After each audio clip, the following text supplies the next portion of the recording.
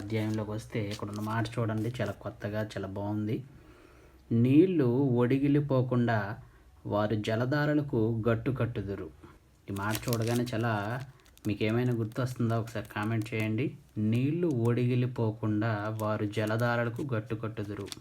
దాని గురించి వివరించే ముందు ఇంగ్లీష్లో కూడా చదువుదాము. He dams up the streams so that they do not trickle. అంటే నీటి దారలు, జలధారలుకి అడ్డుగా అవి నీరు పోకుండా అడ్డుగా మనుషుడు గట్టు కడతాడు. అంటే డ్యామ్స్, అంటే వాటర్ డ్యామ్స్ మనం ఇప్పుడు చూస్తూ ఉన్నాం. వాటర్ డ్యామ్స్, చాలా చాలా డ్యామ్స్ మనుషుడు కడతా ఉన్నాడు. వీటన్నిటి గురించి దేవుడు ముందుగానే యోబు ద్వారా చెప్పించాడు. ఒకసారి చూడండి. వీటన్నిటి గురించి విడివిడిగా చెప్పాలంటే వీడియో చాలాసేపు పడుతుంది కాబట్టి నేను కట్ చేస్తున్నాను. 28వ అధ్యాయం చూస్తే చాలా విషయాలు ఇందులో ఉన్నాయి.